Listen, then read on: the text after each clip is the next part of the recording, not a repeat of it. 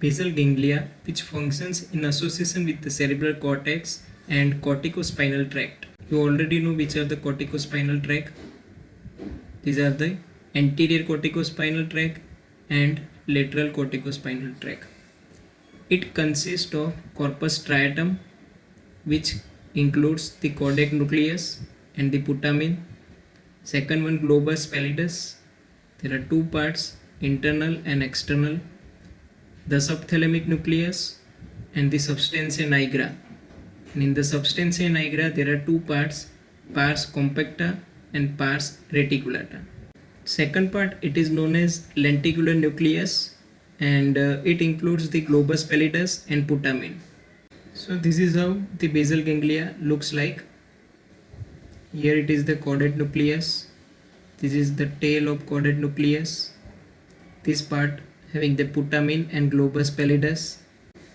And on the inner side of this basal ganglia there is a one structure which is thalamus. Vertical cut section of the brain. Here it is the caudate nucleus. This part it is the putamen, and this part collectively known as globus pallidus. Globus pallidus internal and external segment. And this is the subthalamic nuclei. As well, just below the subthalamic nuclei there is a one part which is known as substantia nigra. Alright, so these are the parts of the basal ganglia in a vertical section of the brain. Neuronal circuits of basal ganglia. There are two major circuits of the basal ganglia, caudate circuit and putamen circuit. These are just like connections of the nerve fibers. So that is the caudate circuit and putamen circuit. Putamen circuit. Afferents mainly from the areas around the primary motor cortex, and efferents or outputs mainly to the primary motor cortex and nearby motor areas. Putamen circuit having the afferent and efferent connection, and the center is the putamen. Afferents mainly from the areas around the primary motor cortex, and outputs or efferents mainly to the primary motor cortex and nearby motor areas. So that is the putamen circuit. Okay, so next, putamen circuit. What is the importance of putamen circuit? Complex learned pattern of movements. Which are the complex learned pattern of movements? Writing alphabets, cutting paper with scissor, shooting basketball, hammering nail, vocalization, controlled eye movements, and skilled movements. So all these are the complex learned pattern of movements, and these all movements mainly controlled by the putamen circuit. So that is how the putamen circuit is helpful to our body. Caudate circuit, inputs from all lobes of the brain and sensory motor association areas of the cortex. Input from all lobe of the brain, that means frontal lobe, temporal lobe, parietal lobe and occipital lobe, and sensory and motor association areas of the cortex. So it collects the information from all these areas, and the efferent or signals goes to premotor, prefrontal and supplementary motor areas. So this is the efferent or output connections. No direct signals to the primary motor cortex. So the important thing here, it is caudate circuit which don't have any direct efferent signal goes to the primary motor cortex, whereas we already know that mainly in the putamen circuit the output go to the primary motor cortex and nearby motor areas. That is important thing. But in case of this caudate circuit, there is no direct signal or no efferent goes to the primary motor cortex. So that is the afferent, efferent or input outputs of the caudate circuits. And the center, it is the caudate nucleus. Importance of caudate circuit. Cognitive control of motor activity, cognition, thinking using the sensory input and stored memory. What does it mean? For example, some type of sensory input occurring inside this caudate circuit. It is going to analyze with the stored memory, that it is whether this type of sensory input is beneficial to our body or beneficial to ourselves or not. So that is what the cognition or the thinking.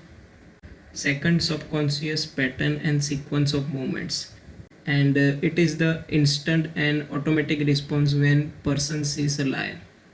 So that is what the example of this.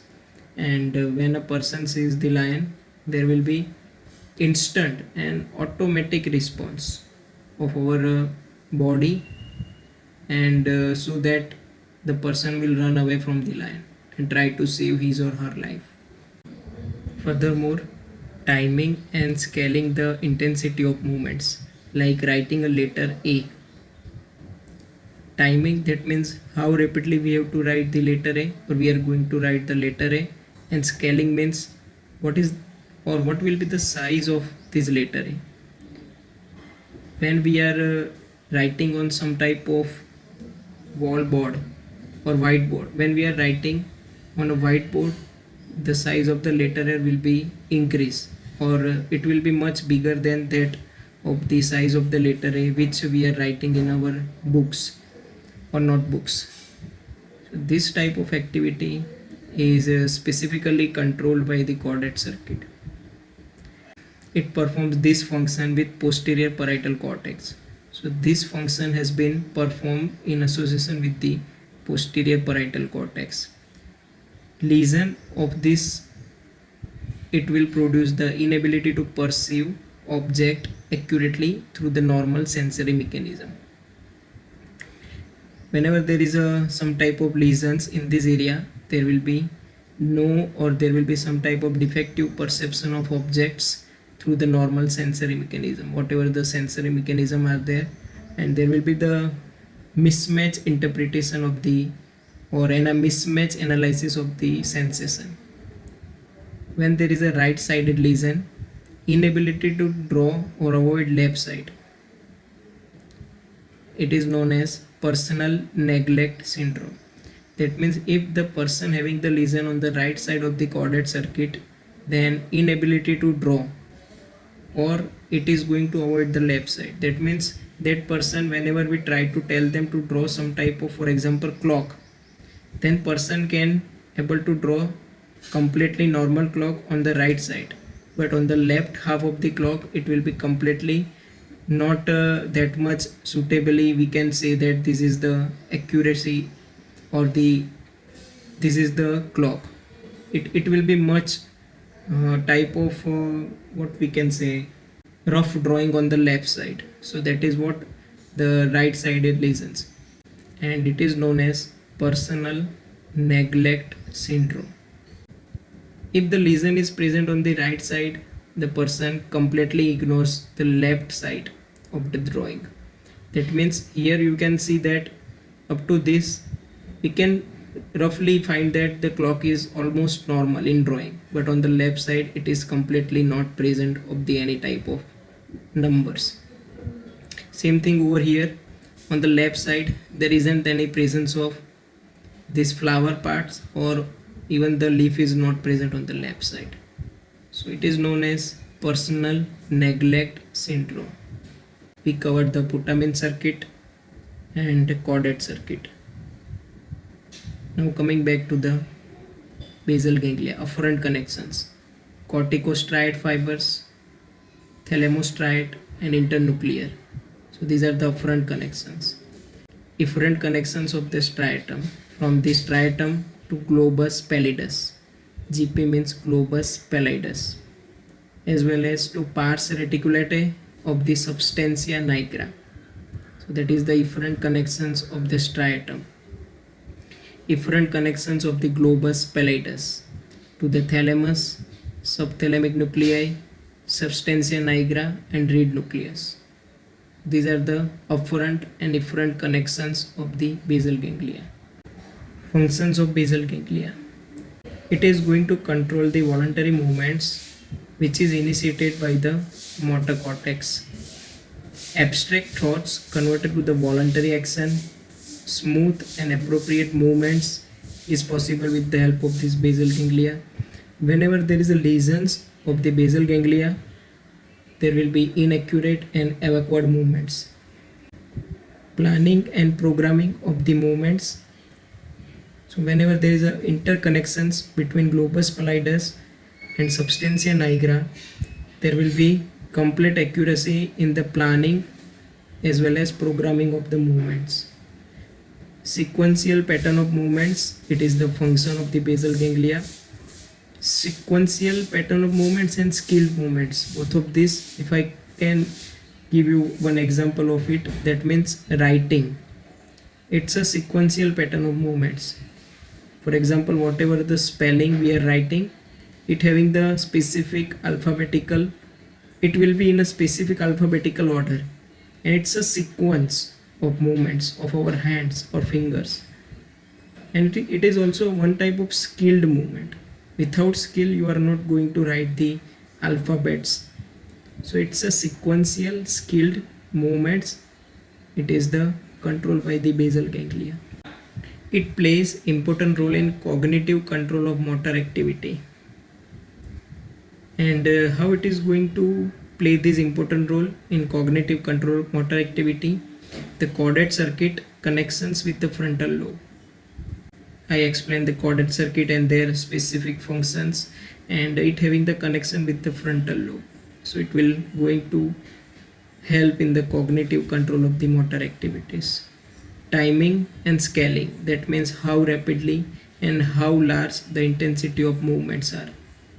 It is regulated by the basal ganglia.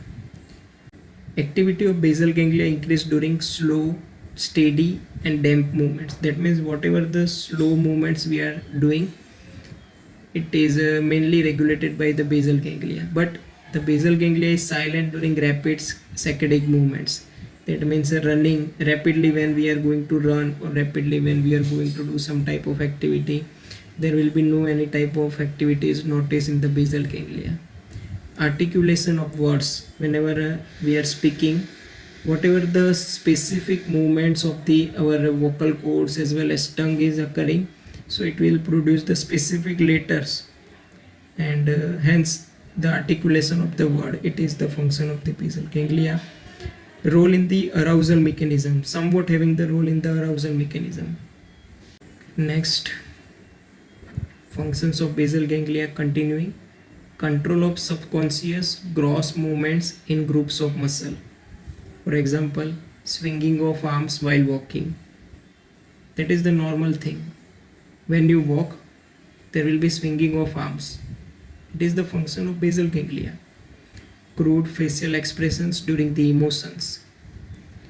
Whatever the facial expressions we are seeing on someone's face when someone having the specific emotions, then it is the function of the basal ganglia. Clutch and brake movements while driving. So it is also regulated by the activity of the basal ganglia. Control of reflex muscular activity, and specifically or spatially visual and labyrinthine reflexes for the posture. So posture regulation, it is also one type of activity which is regulated by the basal ganglia. Decreased tone of the muscle and stretch reflex. And whenever there is a lesions of the basal ganglia, there will be the condition, it is known as rigidity.